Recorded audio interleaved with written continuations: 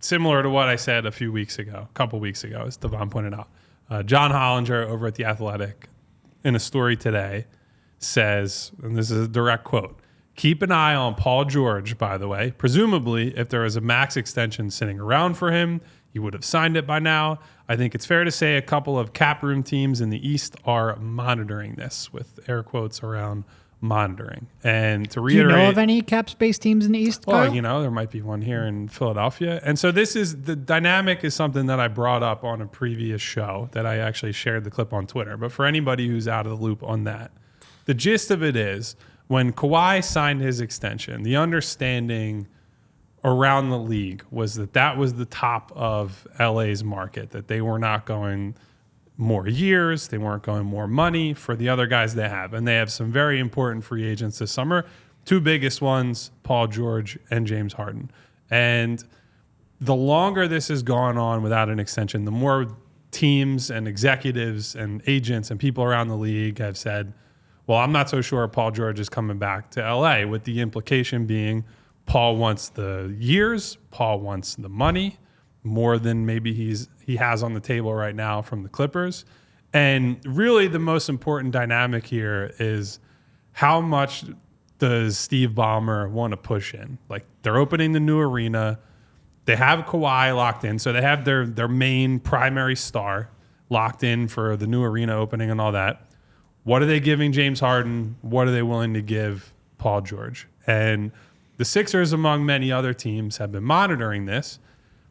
I still think, and here's the part that I don't quite know yet on the Sixers end, are they willing to say, we're going to give him 4 years at max money? Because as much as it's like we can, and we have talked about the fit with Paul George and how stylistically a wing who can create, who's a high volume 3-point shooter, who's a switchable defender, is basically the perfect third guy between Joel and Tyrese. But there are real downsides. He is in his mid-30s. I believe he will be 34, turning 35 going into next season. And so you look at that and you say, all right, you don't feel wonderful about the first playoff run he'll have in Philadelphia. He will be 35.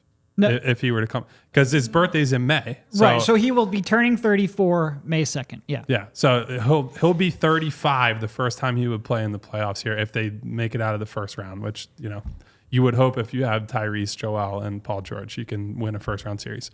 Anyway, so he's got health concerns. He's been constantly banged up throughout his career.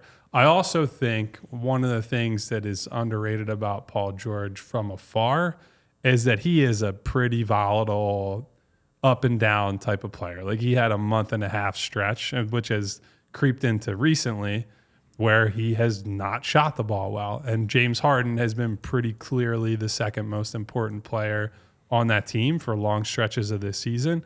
And so you add all that up and you say, okay, Joel Embiid is your tentpole star, right? You already have to deal with potential health concerns every year. Do you want to take the swing on a guy who's a perfect fit stylistically in so many ways, but whose downsides all kind of coincide with Paul George's and Joel Embiid's downsides are the same? The health, the consistency when it matters. I don't know. It's a tough bet to make over a 4-year period where he's going to be 35, 36, 37, and 38 in the playoff runs you'd want to go on with him. It'd be a big commitment to give him max money, max dollars, but I think that's probably what it's going to take to lure him away. Because if you're not offering him that, I think somebody else might, or I think he might say, all right, if I'm not going to get the max, then I'll just get whatever the top of the market is in LA and he'll stay close to home. It really is tough because I feel like him, and I'm not even talking him at his peak. I'm talking current Paul George. What you can expect from him is still pretty close. You'd be asking him to be a second or third option depending on the matchup or whatnot. Pretty close to exactly what you want as a third option that can scale up to a second option, that can fit in multiple different roles, that can be a two-way player, on ball, off ball, what have you. He's pretty much close to the archetype. But that next contract is going to be, you mentioned it, 34, 35, 36, 37-year-old seasons. You figure the last two are going to be a huge negative. You're just hoping that he is a good enough third piece to win you a championship over the next 2 years to make that worth it. And if you can guarantee me Paul George's health, even adding in like the expected decline, if you can guarantee me his health for the next 2 years, sign me up right now. Absolutely. I'll deal with the back end of that contract. I'll deal with a little bit of a decline in the 34 and 35-year-old season.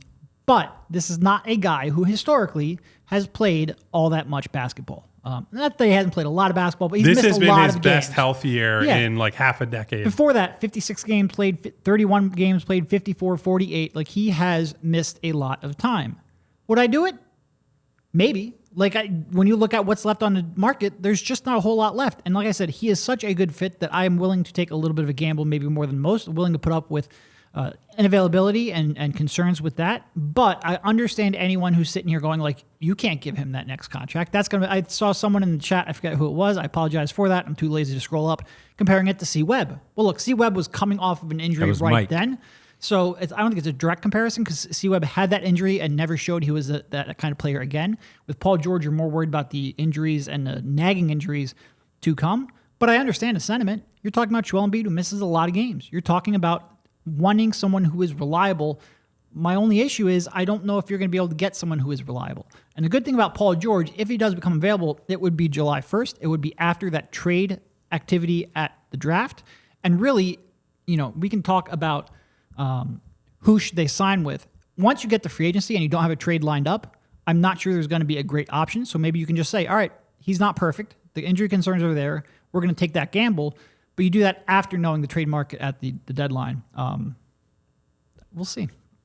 You always try to wait for that. The ones you hear about are the ones you hear about throughout the entire season, going into the offseason, of players that may or may not be available, players that want out of their current situations, and certainly free agency is what free agency is. Are they staying or are they going?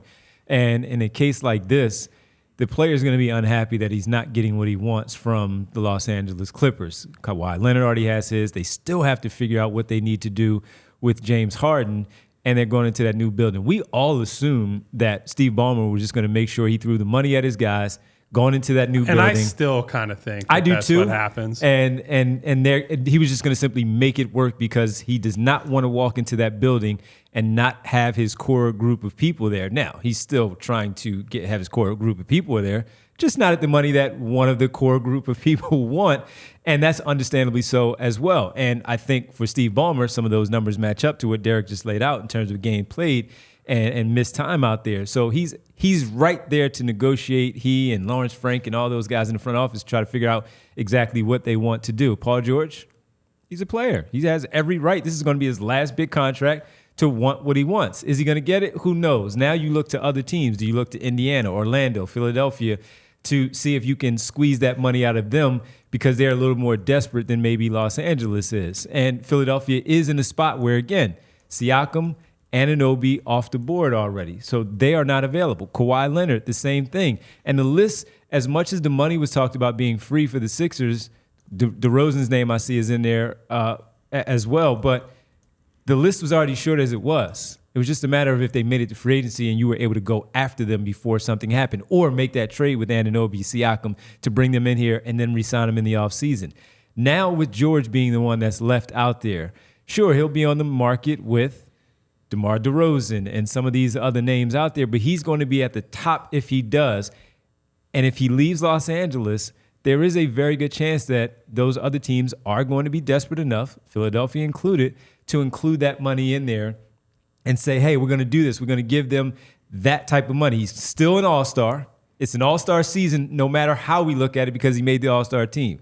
His representation will push that. Yes, he's had his play is falling off here down the stretch, but he's still that perfect fit of the wing to go with the guard and the big to round out and make things that much easier with how you construct the rest of the roster there going forward because of that. The problem is the availability and wanting to spend that with the age that Paul George is at right now. Do you really want to allocate that much money into the one player who's 30 plus where you're now trying to also do the work to find out if there's someone else that you can steal from another team, maybe via trade, to fill that role that's not there. So that's where it becomes fascinating. But as far as the player goes, when we discussed it almost 2 weeks ago, It was the Jimmy Butler, Paul George discussion at that time because they are so perfect to fit in and squeeze into your lineup and have things work out seamlessly because of what they do, everything that he still does, even at this age.